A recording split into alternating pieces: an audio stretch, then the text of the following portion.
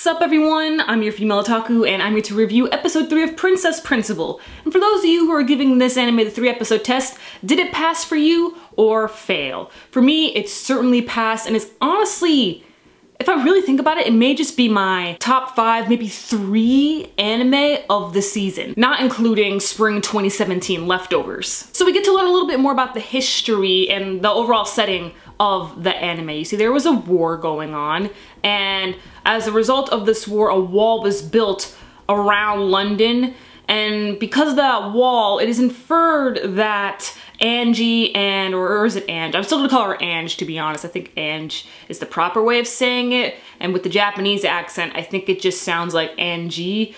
But anyway, Ange and Charlotte were separated.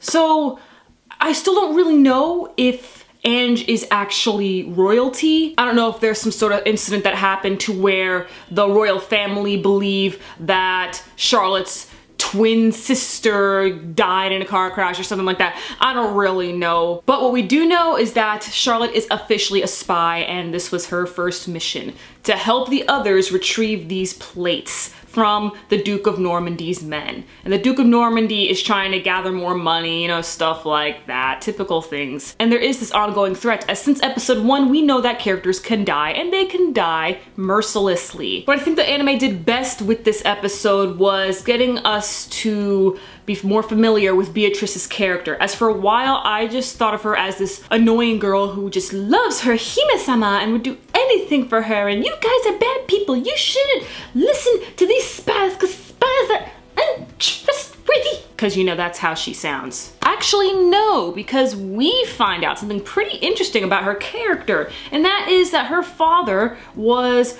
quite the machine addict and even performed some, you know, cruel inventions and tests on his daughter, one of them being a mechanical voice box. That was just so freaky, seeing her tinker inside her throat and stuff like that. Like, normally her neck is covered, but when her voice box is messed up, there's this like tube thing or something she has to like work her mechanics around it. Ew. It's weird. Ew. Obviously that's going to come in handy. They wouldn't just add that there in the anime for nothing. Because of this, Beatrice can now disguise her voice and, you know, change the tone of it to any kind of other person's voice, which makes sense because now that I remember, something did surprise me in episode 1 where we had this girl sound like a man on the phone, and I had no idea what was up with that, but now I do. Now Beatrice is still a little annoying to me, but at least I know a little more about her character and I can understand a little more as to why she is just so protective or just really, you know, close to the princess. We still don't have that much information about her and her relationship with Charlotte, but still, you know, Charlotte reached out to a broken girl, so it makes sense. Ange actually wants to run away with Charlotte, but Charlotte is dead set on becoming queen. So hopefully by the end of the anime, she will. Ninja Girl still hasn't been introduced yet, but doesn't matter. We still have plenty of time, and I'm really enjoying this anime.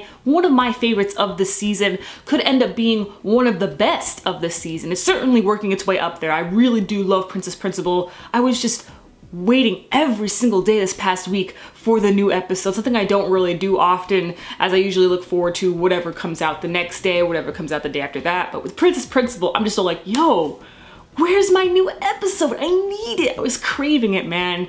And now I gotta wait again. The struggles of watching anime episodically instead of binge watching it all at the end. But oh well, it's my life. Let me know your thoughts on this episode and catch me tomorrow as I review Koi to Uso. I'm your female otaku. Sayonara.